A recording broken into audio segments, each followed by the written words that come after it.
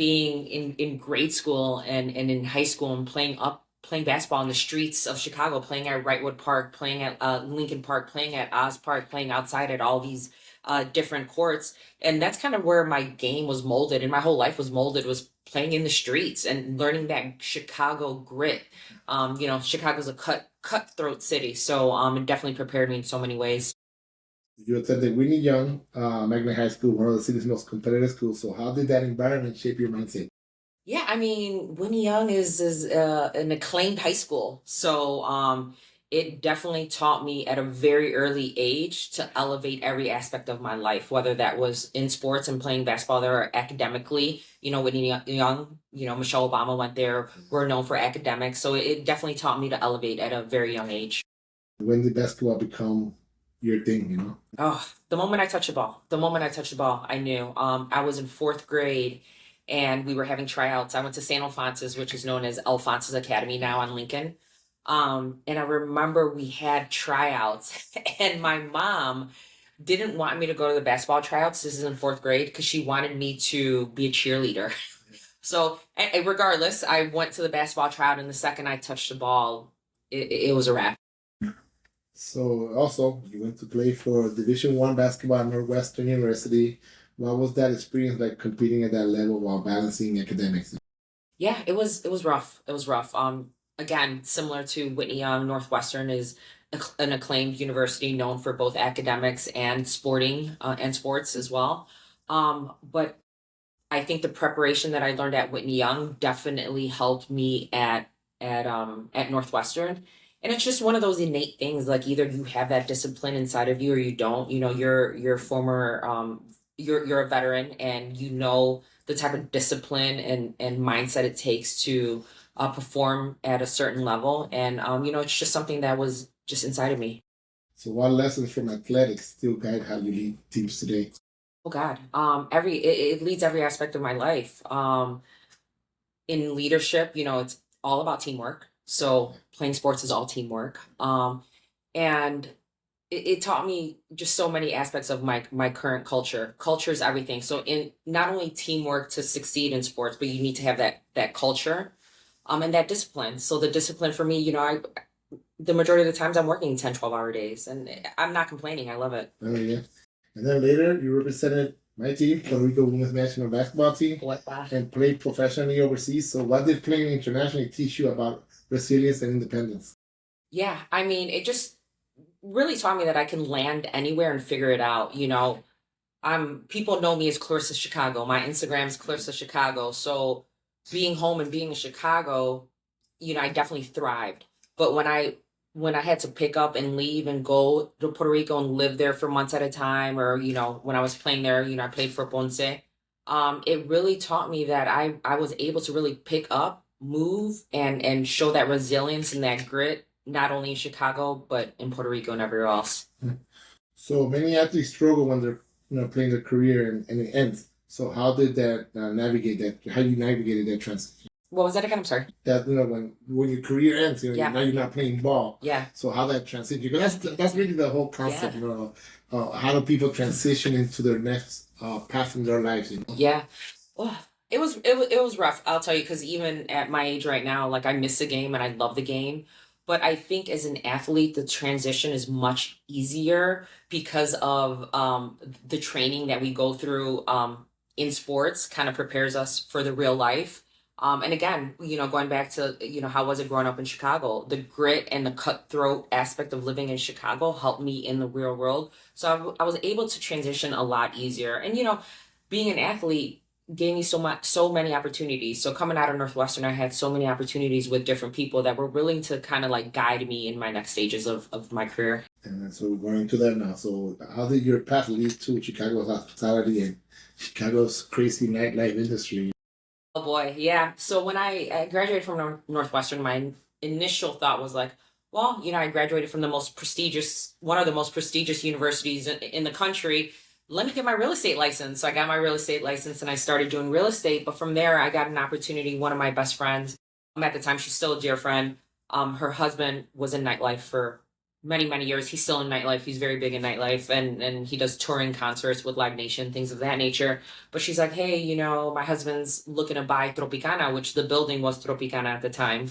If you guys remember that, they used to do boxing there and stuff like that. I was the head bouncer there. Okay, there you go. Yeah. So that's how we met. Yeah, and that's how we met. Yeah.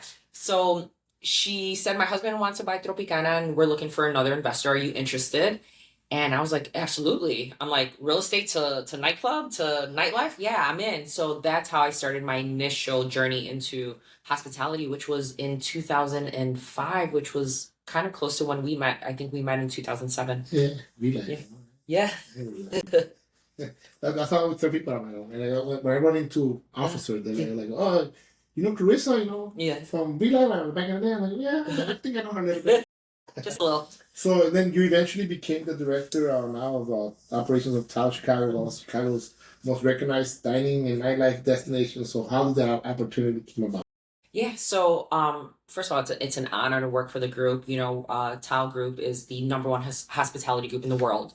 We own 90 venues around the world. So working for such a prestigious group was definitely an honor. But the way that happened was I was working at another venue or another group, hospitality group called Lodge Management. I was their director of operations. They own 8 venues in the city of Chicago. So Mothers, Shenanigans, Lodge, Hang Up, River Shannon. So I was their director of ops. And then from there, Adam Guanter, who's the senior vice president of TAO Group, I met him through a mutual friend, and he just kind of, brought me on board. They were looking for someone from Chicago to really take over the operations. And, I joined them in December of 2022. So I'm on my 4th year with them. So people often see nightlife as glamorous, but operations behind the scene is very intense. So what does the average person does not realize? I mean, the amount of things that I see, we could literally do a whole separate podcast on. But yeah, it's difficult, when you're dealing with the volume of people, because everything I've done from V-Live to Lodge Management to TAO Group has been on such a big scale. So I'm dealing with thousands of people on a nightly basis. So when you involve that many people and alcohol, it's not always pretty, So yeah, there's definitely an ugly side to it. So how much did your athlete mentality, and you're always going to go back to that. So how did your athlete mentality help when managing teams and solving problems under that pressure? Yeah, so it's funny because when Adam, the senior vice president of TAO Group, brought me over to TAO, one of the first things he said to me was, we need to change the culture of this Chicago team. And that was the first thing I worked on. Me as a leader, I don't operate as I'm sitting in that bandwagon while my team's pulling it. I'm out there pulling that bandwagon with them. That's just my leadership style. I've been that way my whole life. I'm literally, even last weekend, it's brunch. Our brunches have completely popped off, sold out every Sunday. I'm there sweeping the floors, bussing tables. That's just how I am. I'm very hands-on. So now the newest thing, your newest and most personal venture is Level Sporting Club, a woman-owned sports bar opening near Wrigleyville. So tell us how this idea came to life. Yeah. So again, doing hospitality on such a large scale, and having the passion for women's sports, for me, was just a no-brainer. I remember when the first ever women's sports bar opened, they were on the West Coast. I want to say somewhere in Seattle. And I saw them open and I was like, and this was a few years ago, and I was like, that's exactly what I want to do. So it was as of a few years ago, that first sports bar I ever opened. And, here I am about to open my first ever women's sports bar at the end of April, and drafted their Latino media female-led group that's growing, very big right now. And they did an article on me, and it was like, Clarissa Flores is the first Latina to open a women's sports bar. So, for me, it holds it close to my heart. So you have said women's sports will be the default. Yes. So why was that statement important? Yeah. So, it's kind of like we walk into every sports bar and they're playing men's sports, and, women's sports is kind of secondary. I kind of wanted to flip that. There's so much demand for women's sports. What I've been saying the last few days, people, I've been doing interviews and things of that nature for Level.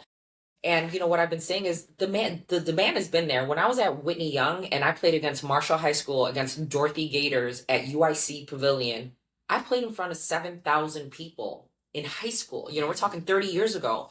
So the demand has been there, but the infrastructure has not. So I'm just trying to build that infrastructure for us.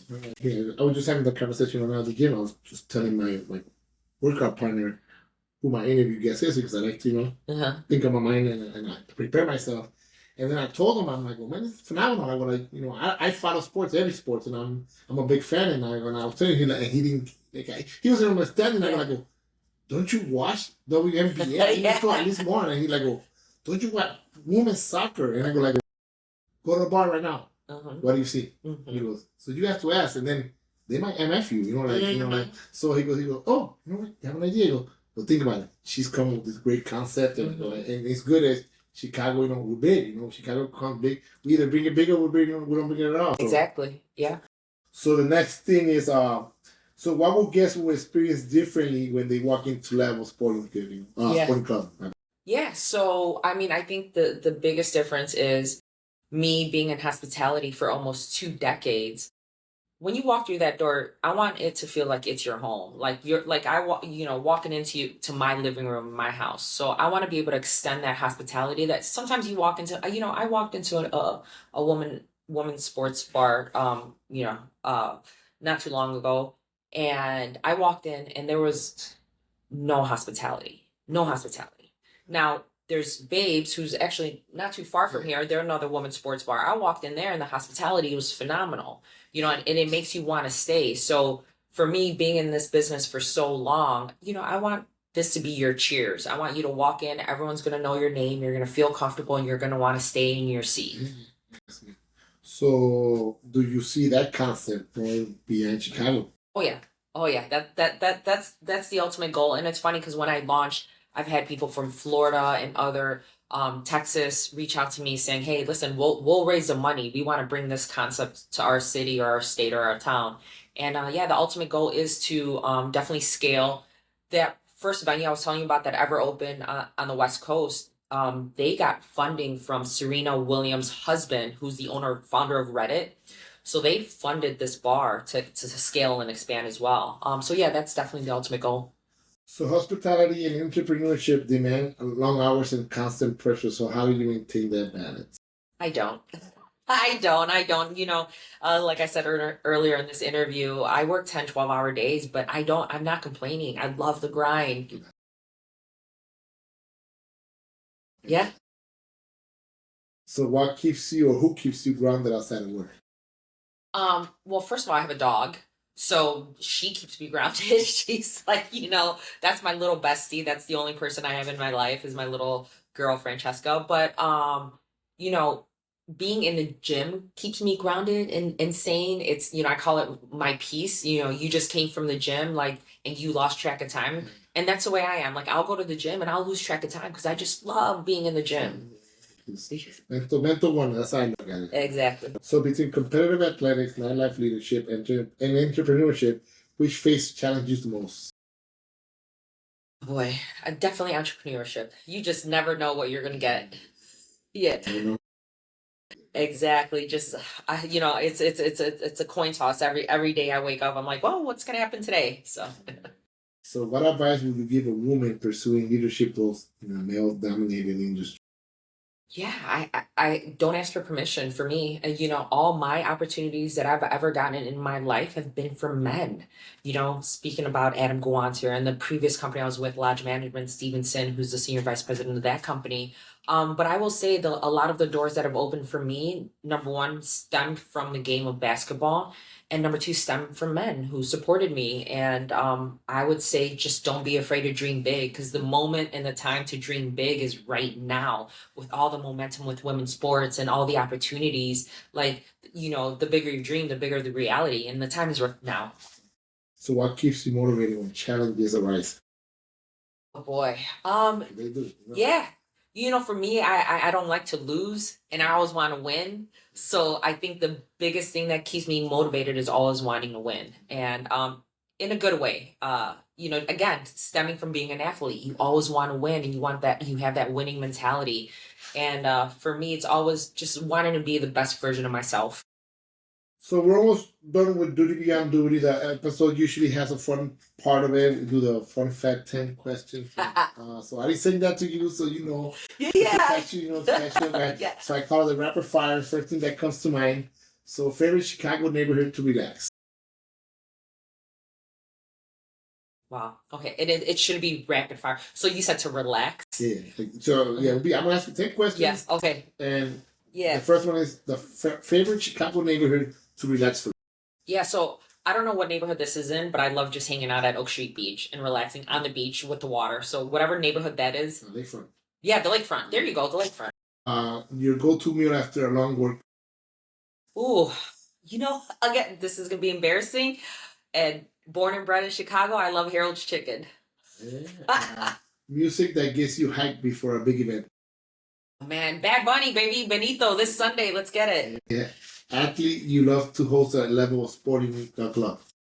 Oh, I'm gonna have to go with a female athlete.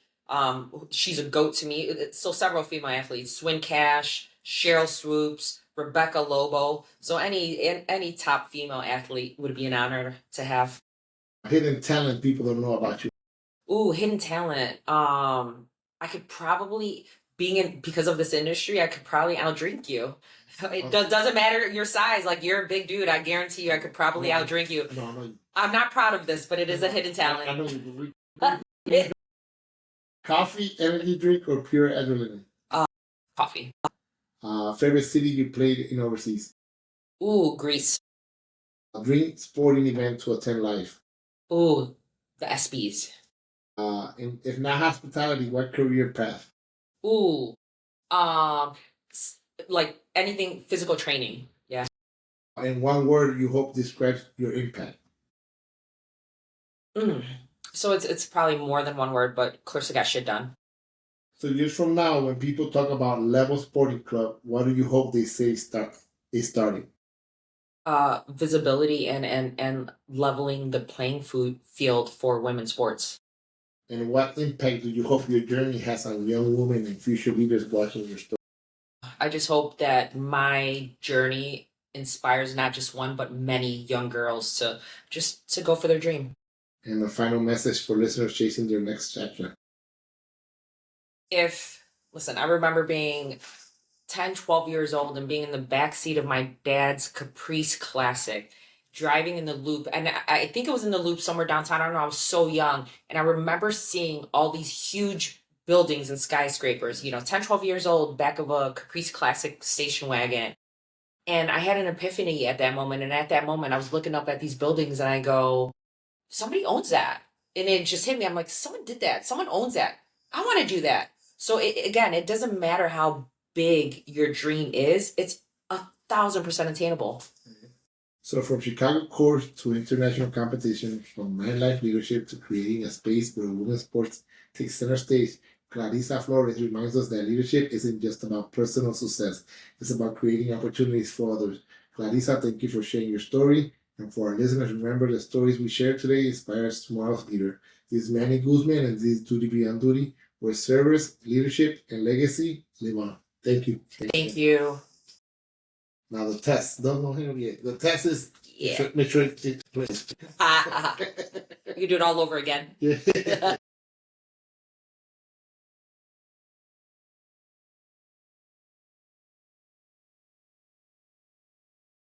It plays. It's good. Good? That's good. Yeah.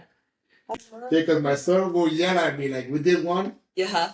Well, that's when I used to do it in the basement. But that one was like, I was BSing with some other guys. I was still practicing.